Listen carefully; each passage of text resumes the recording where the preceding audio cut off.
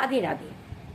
বাদল একটা ছেলে ছিল, খুব মেধাবী কিন্তু খুব গরিব ঘরের ছেলে। বাদল ছিল একজন দিনমজুরের ছেলে, কিন্তু বাদলের চোখে ছোটোবেলার থেকে স্বপ্ন ছিল আমি একজন বড় ডাক্তার হব। বাদল ছিলও সেই হিসেবে স্টুডেন্ট। বাদলের স্কুলের সমস্ত স্যাররা, প্রিন্সিপাল স্যার সবাই বাদলকে যথাসম্ভব সবাই হেল্প করতো। ধীরে ধীরে বাদল 12 পাস করলো, খুব ভালো রেজাল্ট করে ওই স্কুলের নাম রচন করে দিল।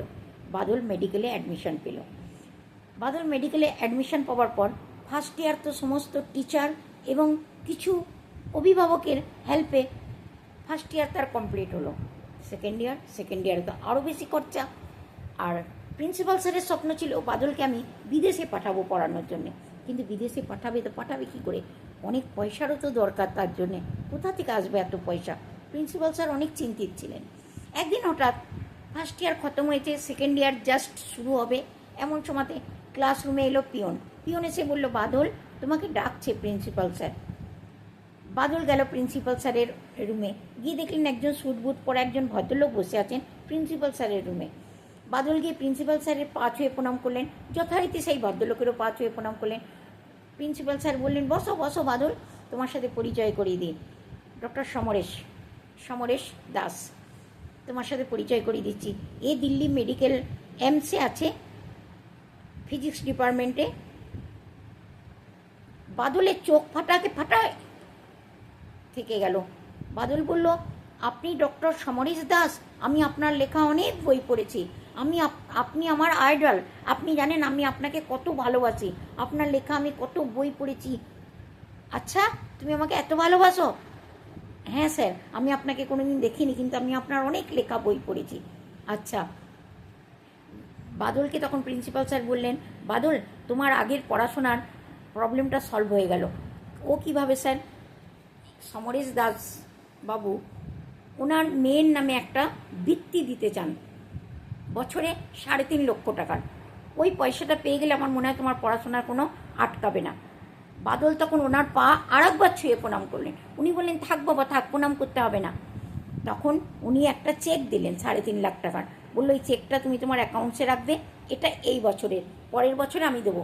আমি আমার মেয়ের একটা অনেক বড় এফডি আছে, সেই এফডির থেকে যে অ্যামাউন্টটা আসবে বছরের ব্যাজ দরটা, ওটা আমি কোনো মেধাবী বাচ্চাকে দিতে চেয়েছিলাম। প্রিন্সিপাল স্যার তোমার নামই আমাকে সাজেস্ট করলেন, সেই জন্য আমি তোমাকে দিচ্ছি। এবার বাদল জিজ্ঞাসা করলো, স্যার যদি কিছু না মনে করেন আমি জিজ্ঞাসা করতে পারি আপনার মেয়ের কী হয়েছিল?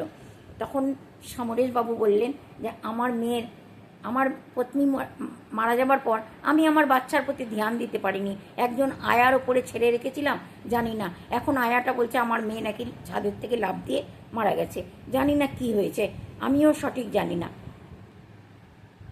বাদল ফিরে এলো, মনটা খুব খারাপ হয়ে গেল। কিন্তু বাদল যখন বাজার দিয়ে আসছে তখন বাদলের মনে পড়লো বাদলটা ঝোপড়ির ঘরে থাকে, তো বাদলটা যে ঝোপড়িতে থাকে তার সামনে বড় একটা উঁচু অনেক বড় একটা বিল্ডিং আছে, অনেক বড়, কিন্তু ওই বিল্ডিংয়ে কেউ থাকে না।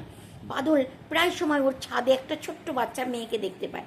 ওই বাদল সিঁড়ি দিয়ে পিছন দিয়ে ওই ছাদের ওপরে ওঠে। ওই মেয়েটা বাদলকে কবার বলেছে, আমার ডলটা দেখো কাপড় ছিঁড়ে গেছে, তুমি আমাকে একটা কাপড় এনে দেবে, আর আমাকে মিষ্টি ছাড়া আলু বানিয়ে দেবে, অনেক মিষ্টি দেয় আমার এই আন্টিটা, তুমি আমাকে মিষ্টি ছাড়া আলু এনে দেবে। বাদল সেদিনকে মাকে বললো, মা মিষ্টি ছাড়া আলু কী করে বানায়? বাদলের মা বললো, কেন তোর চায়? হ্যাঁ মা, ওখানে একটা বাচ্চা মেয়ে আছে, ও আমার কাছে চায়। ওর মা বললো, গোলমরিচের গুঁড়ো দিয়ে দিলে আর মিষ্টি লাগে না। তখন বাদলের মা তেলের ওপরে ফ্রাই করে গোলমরিচের গুঁড়ো দিয়ে ওকে এক টিফিন বক্সে প্যাক করে দেবে।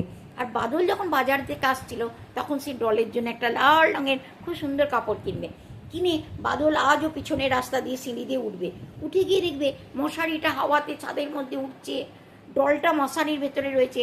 বাদল কোনোদিন নিচে যায়নি, ছাদে যেত, বাচ্চাটার সাথে কথা বলতো আর নিচে নেমে আসতো। আজকে বাদল ধীরে ধীরে নিচে গেল, শুনশান বিরাট হ্যাভেলি পড়ে আছে, কেউ নেই ওখানে। বাদল গিয়ে দেখছে, তখন বাদল দেখতে পেল স্যারের ফটো লাগানো রয়েছে, স্যার ওই মেয়েটাকে ধরে রেখেছে। তখন বাদল বুঝলো যে এইটাই স্যারের মেয়ে, কিন্তু মেয়েটা গেল কোথায়? এটা কি করে হতে পারে? তারপরে বাদল ওই টিফিন বক্সটার ওই পুতুলের কাপড়টা ওই মশারির ভেতরেই রেখে দিয়ে বাদল চলে আসবে। বাদল যখন সিঁড়ি দিয়ে নিচে নেমে আসবে, এসে দেখবে আবারও পিছন ঘুরে তাকিয়ে দেখবে ছাদের ওপরে মেয়েটা দাঁড়িয়ে ওকে বাই বাই করছে, ও ওর ডলটাকে ওই কাপড়টা পরিয়ে দিয়েছে লাল রঙের, আর টিফিন বক্সটা হাতে রেখেছে আলুর, আর বাদলকে ওর বাই বাই করছে। কেউ জানে না সময় কাকে কখন কোথায় নিয়ে যায়। বাদল রোজ চুপি চুপি এই বাচ্চাটার সাথে খেলতে যেত, বাদল জানতো না এই বাচ্চাটার জন্যই ওর আজকে ভবিষ্যৎটা তৈরি হবে। রাধে রাধে।